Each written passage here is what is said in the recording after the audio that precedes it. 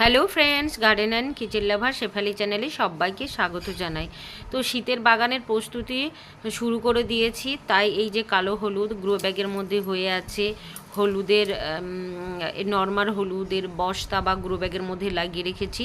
তো এগুলো সব নিচের বাগানে শিফট করে দেবো। তো আর শীতের বাগানের জন্য তো জায়গার প্রয়োজন, যেহেতু আমার জায়গা কম। আর দেখুন এই যে বড় গ্রো ব্যাগের মধ্যে শাক যে সব ছিল, সব নোটে শাক, পালং শাক, এগুলো তুলে নিয়েছি। এবং আবারও দেখুন এখানে গোবর সার দিয়ে দিচ্ছি, পুরনো গোবর সার।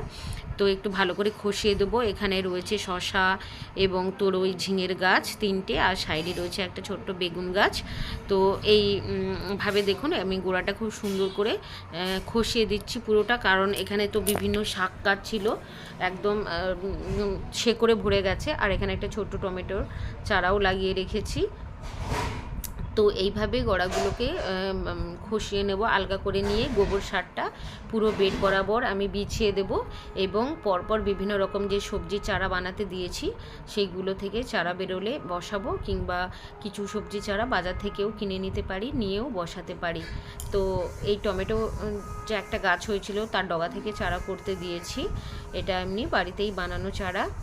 তো তারপর দেখুন এখানে চলছে ধনে বীজ ছড়ানোর প্রস্তুতি। মাটি, গোবর সার এবং বালি নিয়েছি, এগুলো বর্ষাতেই ধনে হবে, কোনো অসুবিধা হবে না। আর এটা খেতে খেতে প্রায় শীত হয়ে যাবে, নভেম্বর ডিসেম্বর পর্যন্ত চলবে কেটে কেটে খেলে। তারপর আবারও আমরা ধনে পাতা বসাতে পারি। এখানে একটা তো লাউ গাছ রয়েছে, সাথে পটলের গাছ বীজ থেকে হয়েছিল।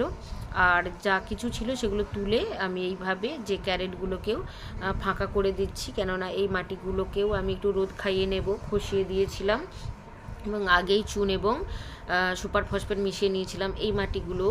এইভাবে দেখুন ধনে বীজগুলোকে ক্র্যাশ করে নিয়েছি দুখোলা করে, তারপর এইভাবে বীজগুলোকে ছড়িয়ে দিচ্ছি।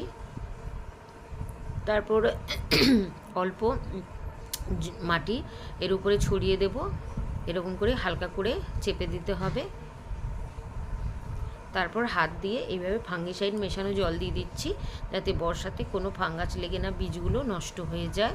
তারপর কোনো কিছু একটা চাপা দিয়ে দেব, যাতে গরম পেয়ে বীজগুলো তাড়াতাড়ি বেরোতে সুবিধা হয়। এখানেও আমি কিছু ধনে বীজ ছড়িয়েছিলাম এই গোবর সার বিছানোর পর এই সাইডে অল্প জায়গায়। তো সেখানেও আমি এইভাবে হালকা করে জল ছিটিয়ে দিয়ে দেবো।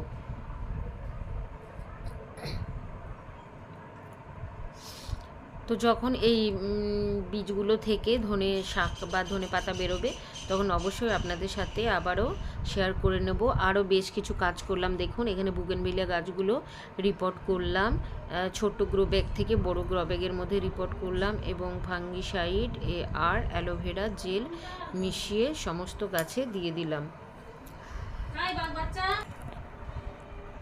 তো দেখুন সুন্দর করে এখানে গ্রো ব্যাগটাকে গ্রো ব্যাগের মধ্যে গোবরটা বিছিয়ে দিয়েছি। আর কি কি সবজির বীজ থেকে চারা করতে দিয়েছি চলুন। এর আগে একদিন শর্ট ভিডিও আপনাদের সাথে শেয়ার করেছিলাম, ওলকপি এবং ফুলকপির বীজ থেকে চারা করতে দিয়েছি। তো এই দেখুন ধনে বীজ, আর এখানে রয়েছে টমেটো, বেগুন এবং বাঁধাকপি, ব্রোকলি, এদের চারা। তো অনলাইন থেকে বীজগুলো কেনা হয়েছিল, খুব একটা ভালো হবে বলে মনে হচ্ছে না। আর কিছু দেখুন আমি এখানে চন্দ্রমল্লিকা, কোকোপিট এবং বালির মধ্যে লাগিয়েছি। এর আগে তো শেয়ার করেইছিলাম যে কিছু আমি মাটির মধ্যে করেছি। আর এই লেমন যে চারাটা, এটা আমার নিজের বানানো, সেটাও আমি কোকোপিট বালির মধ্যে রিপোর্ট করেছি। আর কুমড়োটা দেখতে পাচ্ছেন কত সুন্দর বড় সাইজ হয়ে গেছে, ছোট্ট মাচা পেরিয়ে আমার নেটের ওপরে চলে গেছে গাছটা। 2-3 দিন আগেই আমি এই বীজ থেকে এখানে ওলকপি এবং ফুলকপি এইগুলো চারা করতে দিয়েছিলাম কোকোপিটের মধ্যে এবং বালি মাটি মিশিয়ে।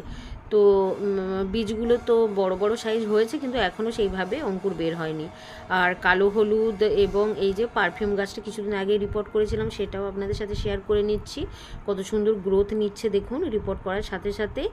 আর কালকেই এই সবজিগুলো তুলে নেব, চিচিঙ্গে এবং কিছু তরই ঝিঙেও রয়েছে, সেগুলো প্রচুর পরিমাণে হয়েছে, প্লাস্টিক দিয়ে বেঁধে রেখেছি। আর কুমড়োটা এই কবে সবে মাত্র গাছ বসেছিলাম, সেখান থেকে দেখুন কি সুন্দর একটা কুমড়ো হয়ে গেছে, মাচাতেও একটা ছোট্ট জালি রয়েছে। আর ড্রাগন ফ্রুটসগুলো কিন্তু আবারও পাকতে শুরু করেছে। এই নিয়ে আমার 4th time dragon fruits harvest করব। আর ছোট্ট ড্রাগন ফ্রুট বেশ কিছু হয়েছে এবারে। আর এইগুলো দেখছি একটু বড় সাইজ হয়েছে, কেন জানি না, এবারে খুব ছোট হয়েছে, আবহাওয়ার জন্য হোক যাই হোক। আর আজকে যেহেতু জন্মাষ্টমী, তাই আমি এখান থেকে একটা আখ তুলে নেব, একটা ড্রাগন আখ। এগুলো সব আমার বাগানের ফল, আমি গোপালকে দেব। তো বাবা এখান থেকে আখটা হারভেস্ট করে নিচ্ছে। তো প্রচুর আখ রয়েছে, আখের পাতাগুলোকে আমি পরিষ্কার করে দেবো আজকে, কেননা টাইমের অভাবে আমি এগুলো খুব একটা যত্ন নিতে পারি না। তো যদিও আখের খুব একটা যত্নের দরকার হয় না। আবারও দেখুন ড্রাগন ফ্রুটসের কতগুলো বড় বড় ফুল হয়েছে এবং কিছু ফল পাকার মতো হয়ে গেছে। তো দেখুন আখটা কত বড় সাইজ হয়েছে গ্রো ব্যাগের মধ্যে।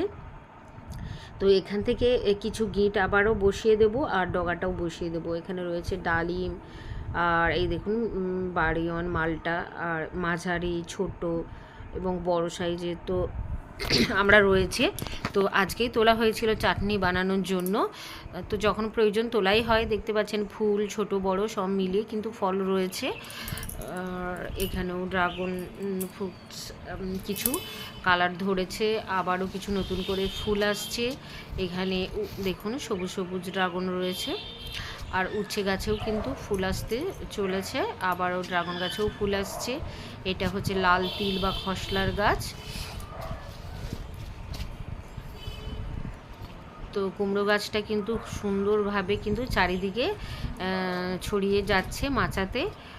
আর এখানেও কয়েকটা ড্রাগন ফ্রুটস রয়েছে, কয়েকটা কালার ধরছে আর কয়েকটা সবুজ আছে। আর সেই ড্রাগন ফ্রুটসের ওপরে চিচিঙ্গাটা রয়েছে, বেশ বড় সাইজ হয়ে গেছে। তো শীতের প্রস্তুতির সাথে সাথে বর্ষার যে সমস্ত সবজি ফল আছে সেগুলোও কিছুটা কেয়ার করতে হবে। আর কিছুদিন আগেই আমি এই অ্যাপেল ফুলের গাছগুলো কিন্তু কাটিং করেছিলাম এবং রিপোর্ট করেছিলাম কোকোপিটের মধ্যে। এগুলো কিন্তু খুব সুন্দরভাবে গ্রোথ নিচ্ছে। আর ব্রাহ্মী শাকটা দেখুন কি সুন্দর হয়েছে। এখানে তো রয়েছেই ধনে বীজ ছড়ানো রয়েছে। তো এখান থেকে অঙ্কুর বের হলে কিন্তু অবশ্যই আপনাদের সাথে শেয়ার করব। আর এটা আমার হাতে বানানো লেবু গাছটাও আমি রিপোর্ট করে দিয়েছি। এখানে লেমন গ্রাস আছে। আর আবারও দেখুন ঝিঙের জালি পড়ছে। আর জি9 কলা গাছটাও রয়েছে এখানে। আর এখানে হ্যাঙ্গিং অবস্থায় লঙ্কা রয়েছে। এগুলো হচ্ছে ব্ল্যাকবেরি লাগিয়েছিলাম কোকোপিটের মধ্যে, কত সুন্দর দেখুন গ্রোথ নিচ্ছে। আর এখানে একটা গাছ দেখুন, এখানে ভেন্ডি গাছগুলো নতুনভাবে আবার বীজ বসিয়েছিলাম। তো কয়েকটা তো শামুকে খেয়ে নিয়েছে ছোট গাছ, আবারও দেখুন একটা চিচিঙ্গা গাছ বেরিয়েছে। আর নতুন করে ভেন্ডি এগুলো ধরতে শুরু করবে। আর দেখুন এই যে ধানি লঙ্কা, ছোট্ট ছোট ধানের মতো কী পরিমাণে দেখুন হয়েছে। প্রতিটা ডালেই কিন্তু এইভাবে হয়ে আছে। আর এর আগে কিন্তু আমি পেকে গেছিলো বেশ কিছু তুলে নিয়েছি, আবারও কয়েকটা লাল হয়ে গেছে, অরেঞ্জ হয়ে গেছে, এগুলোও কিন্তু তুলে নেব এবং সবুজও আছে। তো একটা ছোট্ট লঙ্কা দিয়ে কিন্তু আপনার একটা পুরো তরকারি হয়ে যাবে, এতটাই ঝাল এবং কিন্তু টেস্টিও আছে বেশ। তো এইভাবে আপনারাও কিন্তু ধীরে ধীরে শীতের বাগানের কাজ শুরু করে দিন। আমি যেগুলো নিচে নামানো সেগুলো নামিয়ে রাখবো। এরপর ফুল বাগানেরও কিছুটা পরিচর্যা শুরু করতে হবে, যেগুলো আমার 12 মাসই থাকে যে সমস্ত ফুলের গাছ, সেগুলোকে ধীরে ধীরে আমাকে ওপর থেকে নিচে শিফট করতে হবে, কেননা শীতের গাছের জন্য জায়গার প্রয়োজন। আর সবেদা গাছটা দেখুন কী পরিমাণে ফুল হয়ে আছে। আর 12 মাসের সিমটা দেখুন, এটা আমি বীজ রাখবো শীতে আবারও সিম গাছ লাগানোর জন্য। তো ড্রাগন ফুলগুলোও কিন্তু বেশ সাইজে বড় হচ্ছে। আর এখানেও একটা লঙ্কা গাছ আছে ভেন্ডি গাছ, পালং শাক এবং দোপাটি ফুলের গাছ। সবেদা তো ধরছেই, এইভাবে ফুল ফুটলে আঙুল দিয়ে চেপে দিলেই কিন্তু খুব সুন্দর পলিনেশন হয়ে যায়। আর ছাদ বাগানের মধ্যে দেখুন আমার কতগুলো পেঁপে ধরেছে। নিচে তো 3-4টা পেঁপে গাছ আছে, প্রচুর পরিমাণে পেঁপে হচ্ছে, রোজ হারভেস্ট করছি। তাতেও ছাদে কিন্তু পেঁপে গাছের একটা মজাই আলাদা। আর এখানে কালো জামের গাছটা যে আমি কোকোপিটের মধ্যে রিপোর্ট করেছিলাম, এটাও কিন্তু সুন্দরভাবে গ্রোথ নিচ্ছে।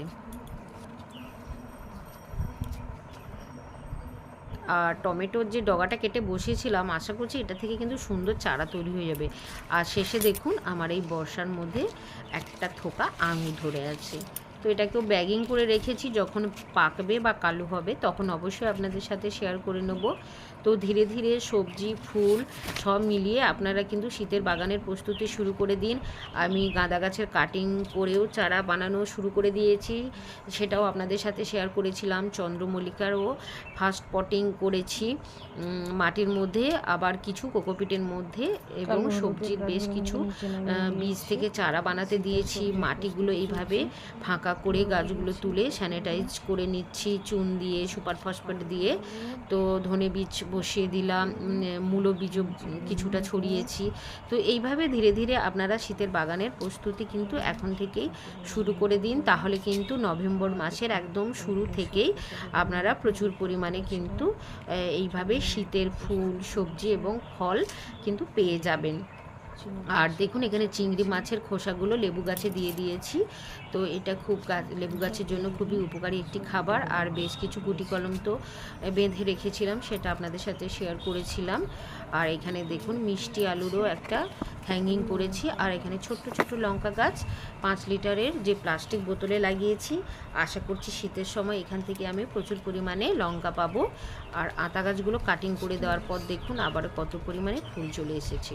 তো আমার ভিডিওটা কেমন লাগলো অবশ্যই জানাবেন।